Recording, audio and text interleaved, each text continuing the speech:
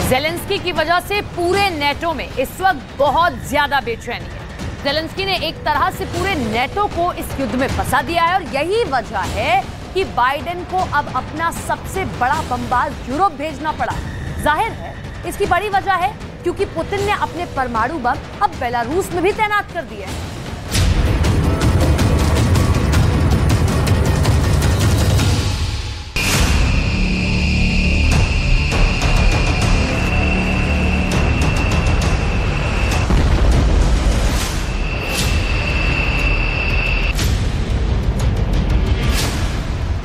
चार शक्तिशाली turbo fan इंजनों की मदद से 30,000 पाउंड से ज्यादा के थ्रस्ट के साथ मैक 1.6 की रफ्तार से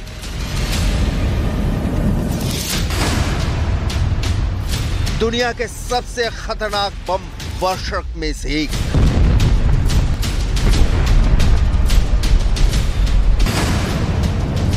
B-1B लैंसर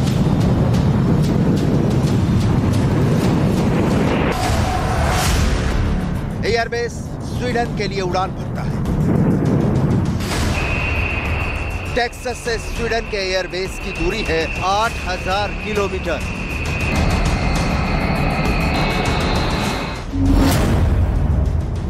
जून 2023 बेलारूस में रूस के न्यूक्लियर टैक्टिकल वेपन की खेप उतरती है। रूस के ये न्यूक्लियर वेपन पहली बार किसी विदेशी जमीन पर बेलारूस में उतरे हैं। यहां रूस की इस्कंदर मिसाइलें पहले से मौजूद हैं। मतलब पुतिन ने परमाणु युद्ध का सामान जुटा लिया है। सवाल है अमेरिका या रूस, दोनों देश इस तरह से परमाणु हथियारों की तैनाती क्यों कर रहे हैं? रूस यूक्रेनी युद्ध शांति से सुलझ जाए, इसकी जगह दुनिया को परमाणु आग में झोंकने की कोशिश क्यों हो रही है?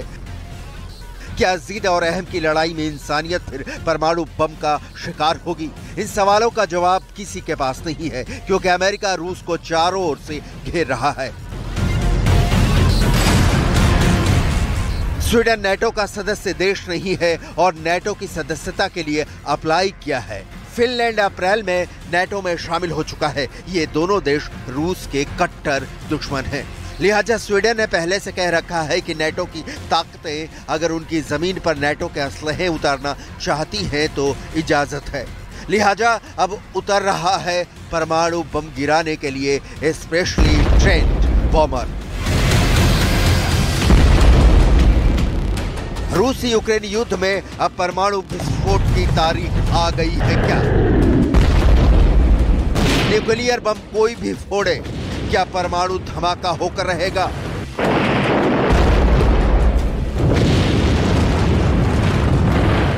इतिहास की तारीख क्या 2023 साल के माथे पर एटम बम वॉर का कलंक टांग देगी? नहीं तो ये दो तस्वीरें क्या कहती हैं? क्यों उतरा स्वीडन में अमेरिका का B-1 बम वर्षक? क्यों पुतिन ने तैनात किया बेलारूस में परमाणु हथियार?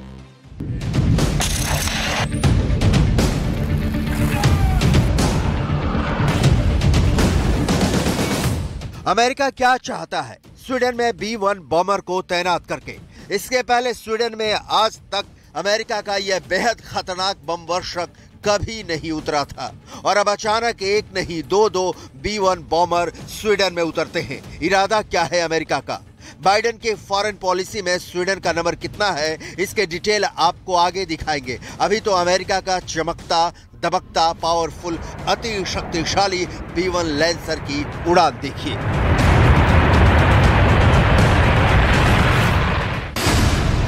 हवा में युद्ध का गूढ़ा भाग पलट देने का हुनर रखता है B-1 लैंसर।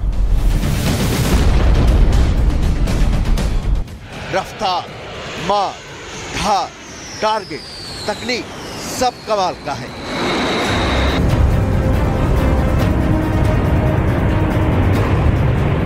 युद्ध में दुश्मन पर टूट पड़ने की काबिलियत वाले इस बॉमर को बाइडेन ने स्वीडन में क्यों उतारा, इसकी डिटेल भी आगे। पहले इस बॉम्बर की कुछ और खासियत देख लीजिए, क्योंकि स्वीडन में तैनाती के बाद मॉस्को नाटो के न्यूक्लियर अटैक की जद में आ गया है। स्वीडन के स्टॉकहोम से रूस के मॉस्को की दूरी सिर्फ 1227 किलोमीटर है और B-1 बॉम्बर की स्पीड आवाज से करीब 1.5 गुना ज्यादा है।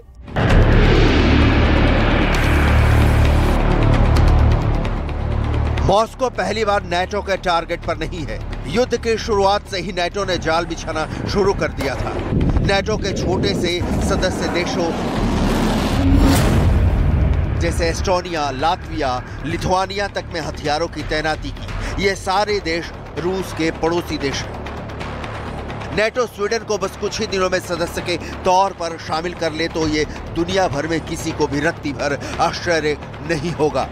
स्वीडन भी यही तत्काल चाहता है और जुलाई में लिथुआनिया में नाटो को जो समिट होनी है उसमें उम्मीद कर रहा है कि नाटो उसे सदस्य बनाने में अब ज्यादा देर नहीं करेगा। यही कारण है कि स्वीडन की जमीन पर अमेरिका ने B-1 बॉम्बर उतारा है। ये जताने के लिए, ये दिखाने के लिए कि स्वीडन के खिलाफ रूस की नजर बर्दाश्त के बाहर है। नाटो की ताकतें ही तो पुतिन की असली दुश्मन है, लिहाजा पुतिन भी तैयार है और तो और उनकी ओर से परमाणु बम की धमकियां आती भी रही हैं। लेकिन नाटो और रूस के बीच इस वक्त इसकी पकड़ मजबूत है और कितने पानी में है ये दिखाएं उससे पहले B-1 लैंसर की डिटेल देख लीजिए।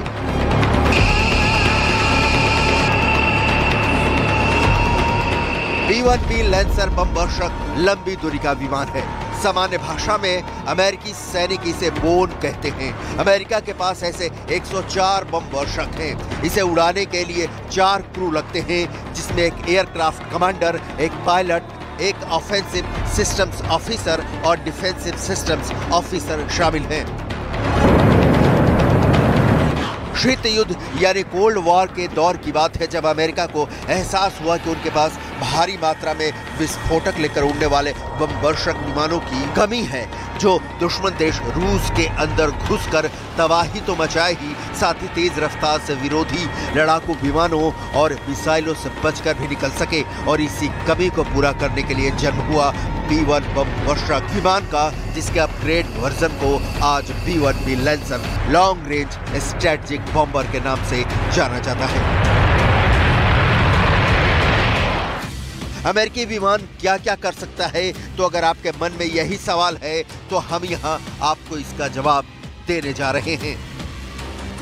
मूल रूप से B-152 बॉम्बर की जगह लेने के लिए विकसित किया गया ये विमान अपनी तेज रफ्तार, ऊंचाई पर उड़ने और भारी संख्या में बम और मिसाइल ले जाने की क्षमता के लिए जाना जाता है। B-1B लैंसर व्यापक रूप से अमेरिका की लंबी दूरी की बम वर्षक सेना की रीढ़ माना जाता है। B-1B लैंसर विमान कुल 2,16,000 किलो से ज्यादा वजन लेकर उड़ान भर सकता है। इसमें 46,000 किलो से ज्यादा वजन के बम और मिसाइलें हो सकते हैं। ये विमान 34,000 किलो वजन का विस्फोटक विमान के अंदर और 22,000 किलो से ज्यादा पंखों पर लगाकर उड़ सकता है। साथ ही 1,20,000 किलो ईंधन भी साथ लेकर उड़ान भरता है। इतना भारी भरकम होने के बावजूद सुपरसोनिक रफ्तार से उड़ने में सक्षम है। 30,000 फीट यानी 9,000 मीटर की ऊंचाई तक उड़ान भरता है और 4 लोगों का क्रू इसको ऑपरेट करता है।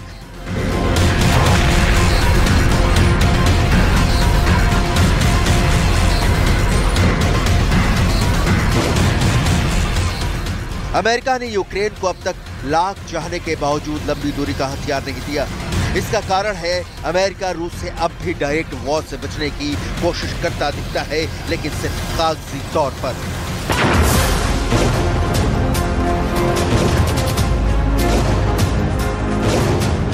जमीनी हकीकत यह है कि अमेरिका ने यूक्रेन को हथियारों से भर दिया है। अमेरिका ने अब तक यूक्रेन को सारे संभव हथियार सप्लाई किए हैं, लेकिन B-1 बॉम्बर की तैनाती दूसरे हथियारों की तरह आम नहीं है।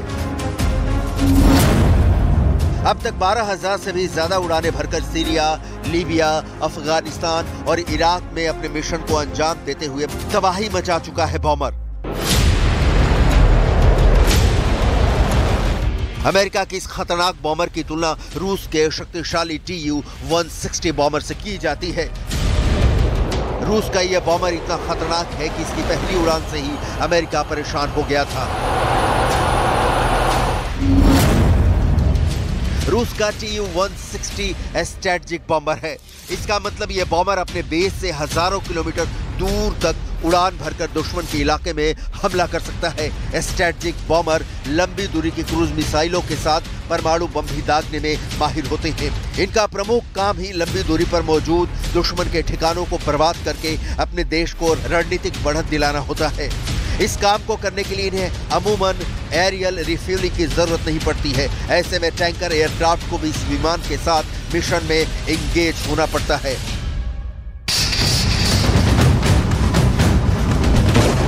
मतलब सीधा और साफ है कि अमेरिका और रूस के बीच भिड़ंत होती है तो कौन किस पर पहला वार करेगा ये बस क्लियर नहीं है, क्योंकि अमेरिका और रूस दोनों की न्यूक्लियर तैनाती बता रही है कि मामला बहुत गंभीर हो चुका है। टुपोलेव Tu-160 की टॉप स्पीड 2220 किलोमीटर प्रति घंटा है। ये विमान 11,000 किलोग्राम के कुल वजन के साथ उड़ान भरने में सक्षम है। रूस की सेना में इस समय 17 Tu-160 स्ट्रैटेजिक बॉम्बर मौजूद हैं, जिन्हें अपग्रेड किया जा रहा है। तो एटम बम का शोर सिर्फ सुनाई नहीं दे रहा है, जमीन पर दिखाई भी दे रहा है। इतने बड़े बड़े हथियारों की तैनाती के बीच ज़ेलेंस्की डरे हुए हैं कि कहीं पुतिन ज़ैपोरिज़िया पर हमला नहीं कर दें। ज़ैपोरिज़िया के बारे में आपको बता दें कि यहाँ का न्यूक्लियर प्लांट रूस के कब्जे में है, लेकिन ज़ैपोरिज़िया शहर पर यूक्रेन की सेना का कब्जा है।